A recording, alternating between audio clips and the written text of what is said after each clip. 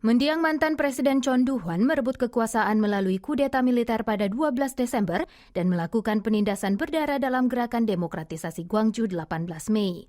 Setelah mundur dari jabatan sebagai presiden, dia dijatuhi hukuman penjara seumur hidup oleh pengadilan.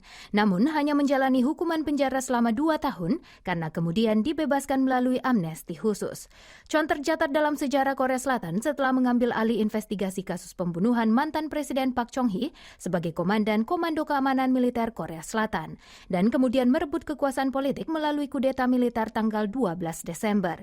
Dia melakukan tindakan brutal atas para demonstran dalam gerakan demokratisasi selama masa transisi dan kekacauan politik sejak kasus pembunuhan mantan Presiden Park Chung-hee pada 26 Oktober 1979 hingga saat darurat militer dikeluarkan pada tanggal 17 Mei 1980. Pada tahun 1980 dia menindas para demonstran gerakan demokratisasi Gwangju dengan mengerahkan pasukan militer dan kemudian merebut kekuasaan menjadi Presiden Korea Selatan. Semasa pemerintahannya, Chon Doo-hwan mencabut kebijakan keras seperti penempatan militer di dalam kampus, larangan lalu lalang di malam hari bagi masyarakat, dan sebagainya, serta kondisi ekonomi di masa pemerintahannya dinilai cukup baik.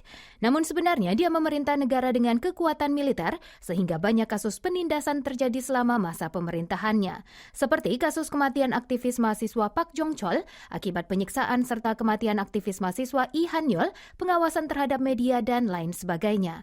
Untuk mempertahankan pemerintahan militer yang stabil, dia menolak hasil referendum untuk pemilihan langsung presiden.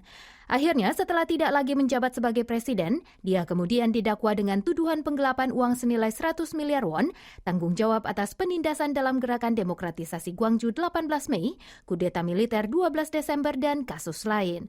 Di pengadilan awal, dia dijatuhi hukuman mati, kemudian Mahkamah Agung menjatuhkan hukuman penjara seumur hidup atas Chon. Namun, dia dibebaskan dengan amnesti khusus pada tahun 1997 setelah menjalani hukuman penjara selama 2 tahun. Pada tahun 2019, Chon Doo-hwan kembali dilaporkan di media-media karena merusak citra mendiang Pastor Cho Bi-oh terkait gerakan demokratisasi Gwangju 18 Mei dalam buku memoarnya.